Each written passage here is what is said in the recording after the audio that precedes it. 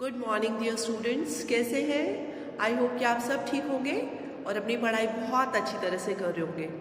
बच्चों, आज हम पाठ 17 अशुद्धि संशोधन करेंगे। अशुद्धि मतलब गलतियाँ, संशोधन मतलब उनको सही करना। चैप्टर का नाम है, हमने चैप्टर का एक्सप्लेनेशन क्लास में कर लिया था और बुक वर्क भी हमने क्लास में कर लिया था, तो आज हम इसके प्रश्न उत्तर करेंगे। This chapter is already explained to you.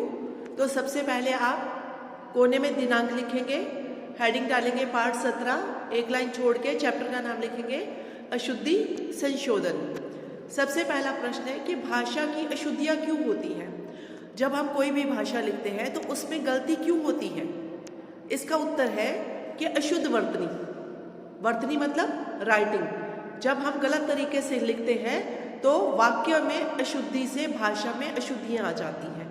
जैसे आप स्पेलिंग मिस्टेक्स करते हैं तो उससे भाषा बदल जाती है, वाक्य की सेंस, वाक्य का अर्थ बदल जाता है, जिसके कारण भाषा में अशुद्धियाँ आ जाती हैं, भाषा में गलतियाँ हो जाती हैं। फिर एक लाइन छोड़ के लाइन लगाएंगे, दूसरा प्रश्न लिखेंगे वाक्यों की अशुद्धियाँ सुधारने के लिए क्या आवश्यक है? देखो, अगर सेंटेंसेस में गलतियाँ होती हैं तो हमें क्या करना चाहिए जिससे वो इम्प्रूव हो जाए? क्या चीज़ ज़रूरी है जिससे हमारी राइटिंग मिस्टेक्स ना हो? तो इसका उत्तर है व्याकरण ज्ञान। सबसे पहले ये है कि हमें व्याकरण का ज्ञान होना चाहिए। हमें पता होना चाहिए कि किस तरह से हमें लिखना, पढ़ना, बोलना है, क्योंकि हमने पढ़ा है कि जिस तरह से हम भाषा का उच्चारण करते हैं हम उसी प्रकार से लिखते हैं। तो व्याकरण का ज्ञान होना ज़रूरी है।